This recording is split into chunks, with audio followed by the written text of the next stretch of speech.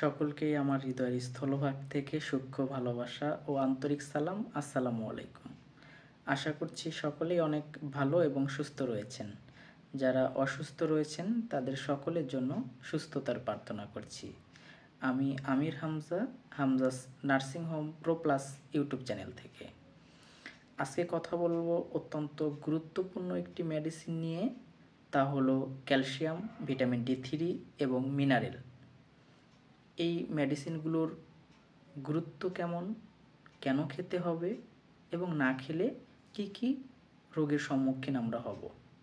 আসুন তাহলে আমরা জেনে নিই হাড় এবং দাঁতের জন্য ক্যালসিয়ামের গুরুত্ব।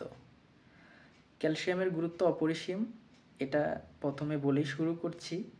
ক্যালসিয়াম হিউম্যান বডিতে 100%-এর মধ্যে 99% হাড় এবং দাঁতের মধ্যে রয়েছে, বাকি 1% রক্ত এবং মাংসপেশিতে রয়েছে।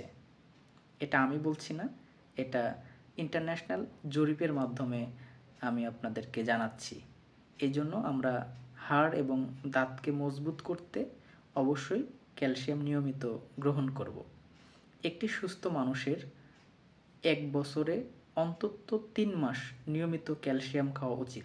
একটি সুস্থ মানুষের জন্য যদি বছরে 3 মাস ক্যালসিয়াম নিয়মিত খাওয়া উচিত হয়, তাহলে একটি অসুস্থ মানুষের জন্য ক্যালসিয়াম কতদিন খেতে হবে তা না হয় আপনারাই বিশ্লেষণ করুন।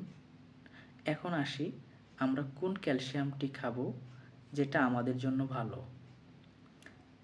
আমি আপনাদেরকে সাজেস্ট করতে চাই ক্যালসিয়াম, ভিটামিন D3 এবং মিনারেল।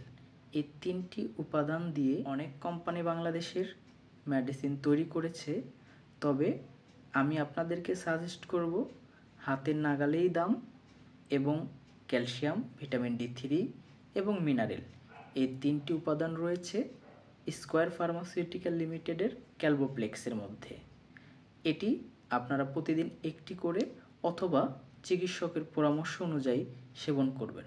উপসংহারে ক্যালসিয়ামের গুরুত্ব অপরিসীম, এটা বলেই আজকের মতো বিদায় নিচ্ছি। আবারও দেখা হবে নতুন কোনো ভিডিওতে, নতুন কোনো টপিকে। ততক্ষণ সবাই ভালো থাকবেন। আসসালামু আলাইকুম।